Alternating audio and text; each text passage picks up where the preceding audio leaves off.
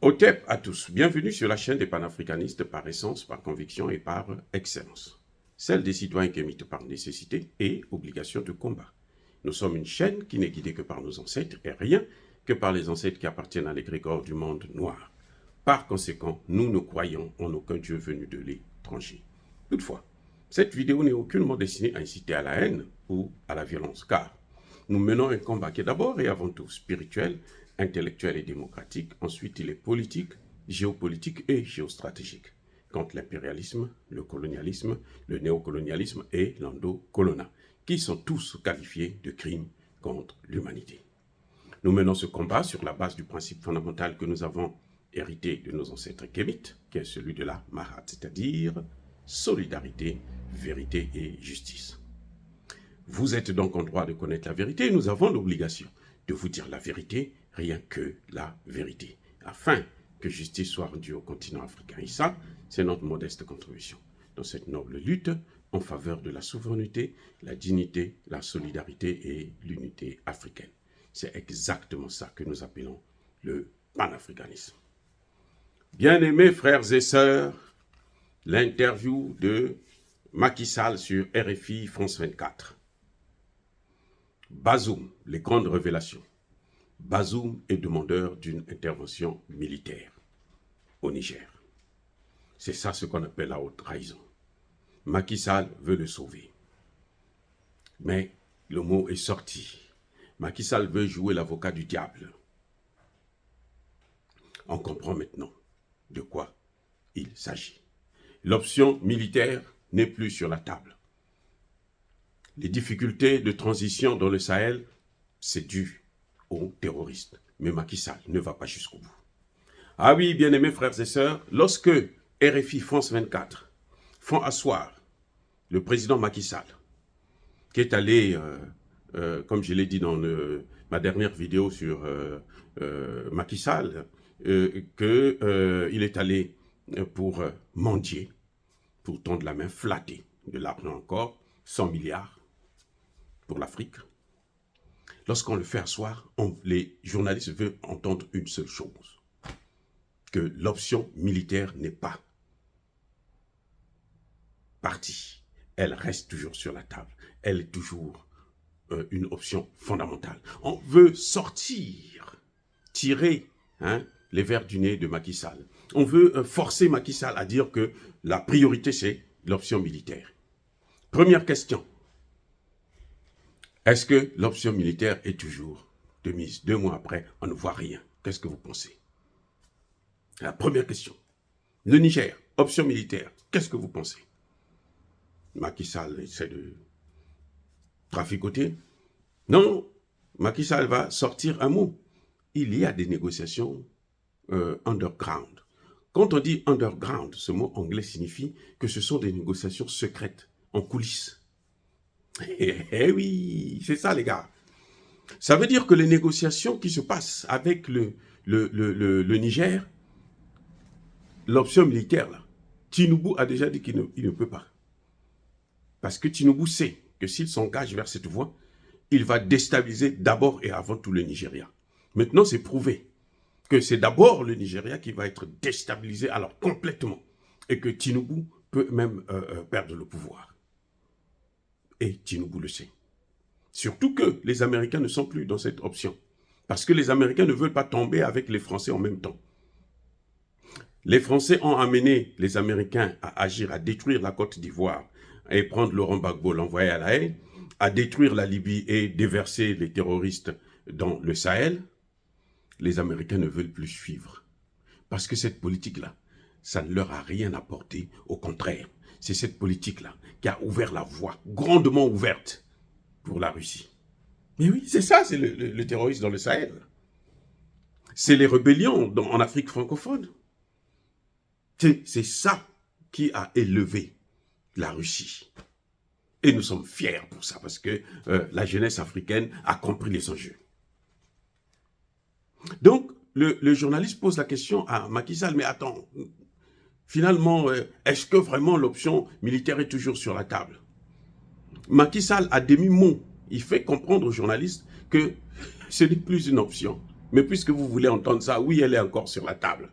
Parce qu'il dit qu'il y a des négociations. Et ces négociations, c'est pas la CEDEAO, c'est le président de la CEDEAO. C'est Tinubu qui est en train de négocier avec le Niger. Ce n'est pas Alassane Ouattara. Ce n'est pas Macky Sall. Ce n'est pas Patrice Talon. C'est Tinubu qui négocie. Et le moment venu, Tinubu va donc convoquer les autres chefs d'État pour faire le bilan, pour décider, pour dire qu'est-ce qu'ils pensent, où est-ce qu'ils en sont avec les négociations. Donc l'option militaire, aujourd'hui, c'est une option qui est dans la tête d'Emmanuel Macron et qui, et bien entendu, ces journalistes qui font la guerre sur les plateaux de télévision, mais ce n'est pas une option de la CEDEAO maintenant. C'est fini. Il y a une autre chose qui m'a frappé quand j'ai entendu, quand j'ai écouté cette interview. C'est que le journaliste dit, mais est-ce que, M. Macky Sall, vous parlez toujours avec comment vous l'appelez, Bazoum? Macky Sall dit, oui, même avant de venir ici à New York, j'ai parlé avec lui. Question, est-ce qu'il est toujours demandeur? Il est toujours. C'est-à-dire que hier, il avait demandé, avant-hier, il avait demandé, est-ce qu'aujourd'hui aussi, il est demandeur? Eh oui, c'est ça ce que ça veut dire. Les journalistes ont trahi RFI, France 24, à force de vouloir la guerre au Niger, ils ont trahi Bazoum. Ils ont trahi Bazoum.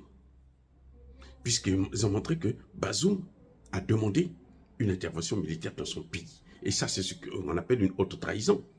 Macky Sall a vite compris et il a voulu corriger en rappelant que, alors il a aggravé la situation. Il dit, écoutez bien, Macky Sall dit, mais Bazoum, c'est un objet. Bazoum, c'est une chose qui appartient à qui? Pas du tout au Niger. Bazoum, c'est une chose qui appartient à la France. Voyez les gars, voyez comment ces journalistes-là sont minables. Ils se font avoir. Là. Ils ont enfoncé le clou pour Bazoum. Bazoum n'a pas le droit de demander une intervention militaire dans son pays et une intervention militaire des forces étrangères. Non, la constitution de ce pays ne l'autorise pas à faire ça. Appeler des étrangers pour venir tuer des Nigériens, un président de la République. Mais attendez, vous êtes sérieux? Est-ce que vous vous entendez? Est-ce que vous écoutez ce genre de discours? Qu'est-ce que ça veut dire? Donc, quand Macky Sall dit que Bazoum est une chose, c'est un objet, qu'est-ce qu'il veut dire par là?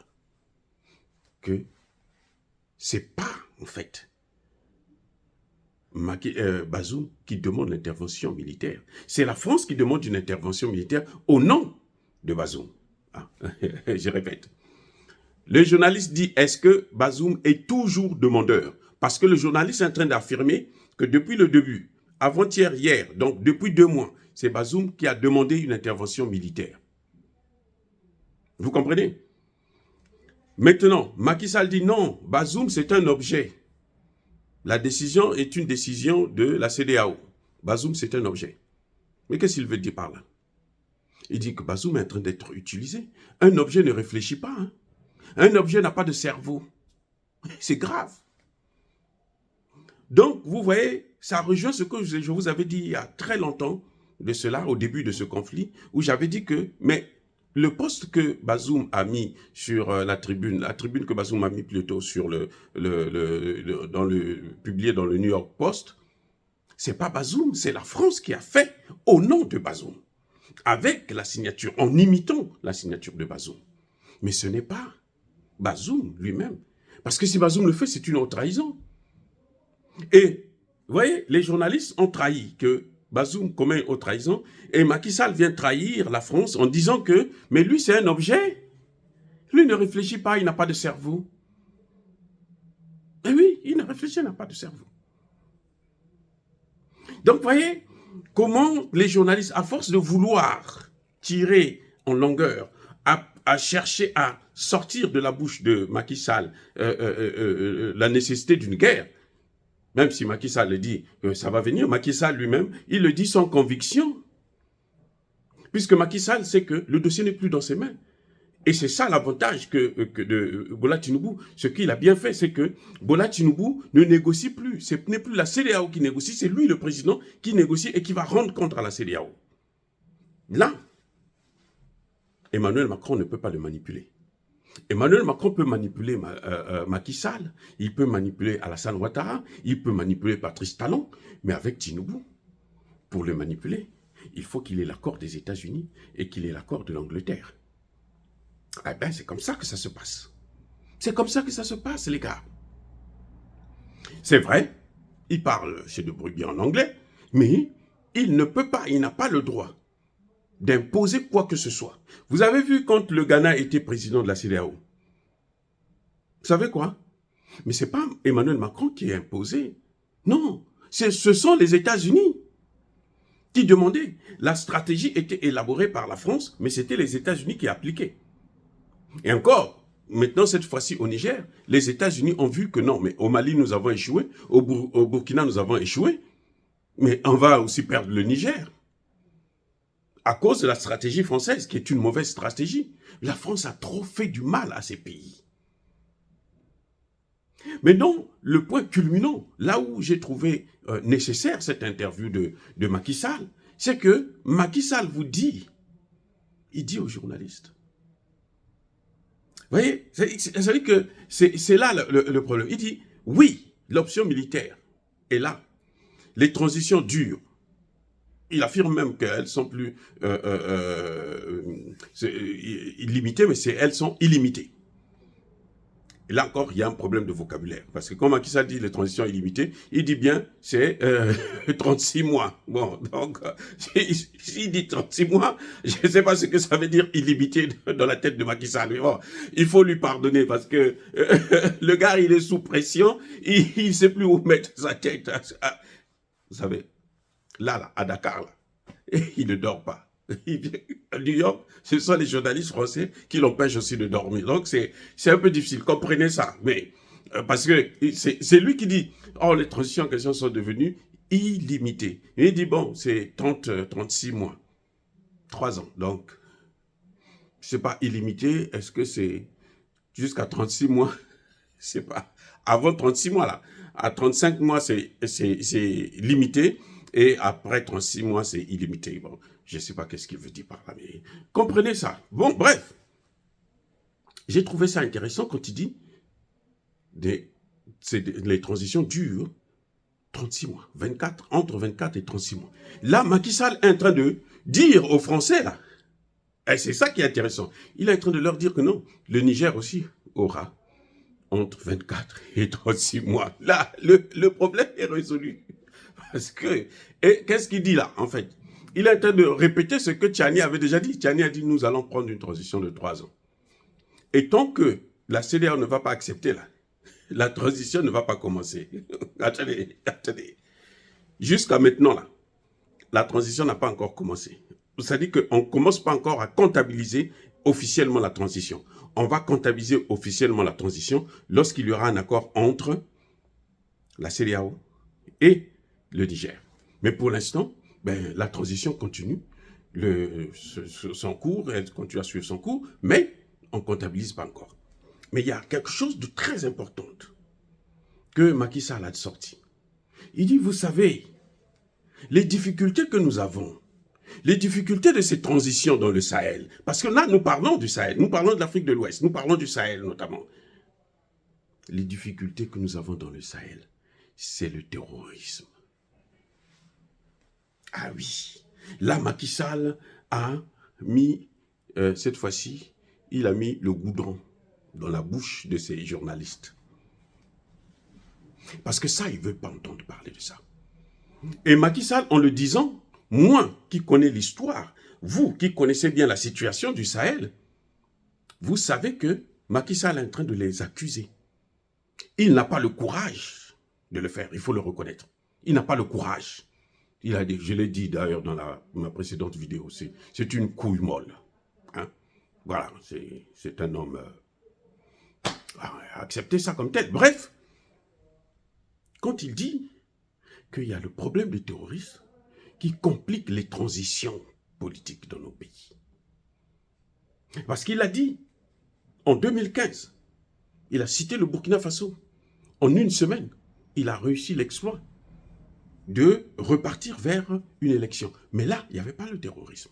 On ne parlait pas du terrorisme au Burkina Faso. On a commencé à parler du terrorisme au Burkina Faso quand la France est venue s'installer au Burkina Faso. Sous prétexte qu'elle va intervenir, elle va faire la guerre au Mali, alors qu'elle est au Burkina Faso. Mais elle n'avait jamais dit aux Maliens que non, nous avons une autre force qui est au Burkina Faso. Elle va chez les Burkinabés, elle dit non, nous sommes là, ce n'est pas pour vous, nous sommes là, c'est pour les autres.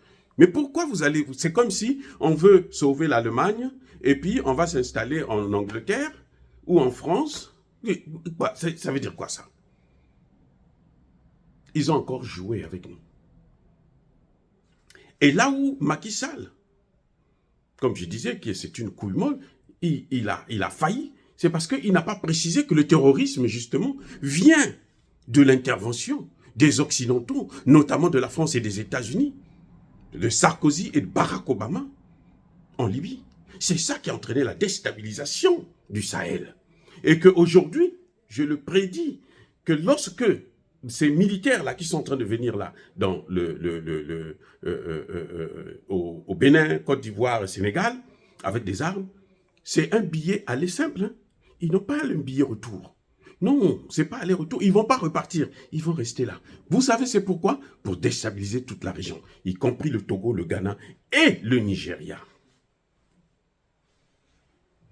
Voilà ce qui va arriver. Parce que l'objectif, c'était pas seulement s'arrêter dans le Sahel, c'était aller jusqu'au-delà, c'est-à-dire que dans le golfe de Guinée. Mais tant qu'ils échouent dans le Sahel, tant mieux. On va voir maintenant comment ça va se passer. Bref, en tout cas, l'interview c'était intéressant d'écouter Macky Sall, même si il cache des mots, mais en tout cas, Macky Sall nous a sorti des vérités qui sont frappantes. Que l'option militaire, elle n'a plus raison d'être, puisque nous avons opté pour la négociation. On ne pose pas des conditions. Et puis, après, nous sommes là à 2 mois. Ce n'est pas après 6 mois qu'on va décider encore une intervention militaire pour ramener Bazoum au pouvoir. Il faut être fou. Même Emmanuel Macron n'y croit pas. Vous voyez, c'est pour ça qu'il demandait à ce qu'on puisse le faire rapidement. Il nous a fait comprendre que, mais Bazoum est utilisé, c'est un objet à la merci. C'est un cheval de Troie de la France et des pays va en guerre, comme le Bénin et la Côte d'Ivoire. Il nous a fait comprendre que, non, lui, il n'est plus dans ces négociations, c'est Tinubu. Tinubu seul qui négocie et Tinubu va rendre des comptes. Et comme c'est Tinubu qui gère la situation, Macron a de plus en plus du mal à contrôler la situation. Puisque Tinubu, il reçoit aussi d'autres instructions des Américains et des Anglais. Et eux, lui, il a plutôt intérêt à écouter les Américains et les Anglais qui ne veulent pas la guerre, qui ne veulent pas encore commettre la même erreur qu'ils ont commise en Côte d'Ivoire et en Libye, en 2010-2011. Et ce qui est encore plus intéressant, c'est qu'on comprend maintenant que, en fait, si les transitions sont difficiles et compliquées dans le Sahel, c'est à cause du terrorisme. Et que le terrorisme, lui, c'est l'œuvre de la France. Bien-aimés frères et sœurs, dire cela, c'est inciter à la haine ou à la violence. Non. Yaba, colère, V, Yamalé. Encore une fois de plus, bien-aimés frères et sœurs, soyez bénis, abondamment bénis par le Dieu des Kémites et par nos ancêtres angélisés. Mais que tous ceux qui persécutent le continent africain le pillent et le déstabilisent, qu'ils soient noirs, blancs, chinois, arabes, indiens, qui qu'ils soient maudits, punis, foudroyés, écrasés, neutralisés, effacés par ce Dieu des Kémites et par nos ancêtres angélisés. Vive l'Afrique éternelle, j'ai dit et j'assume.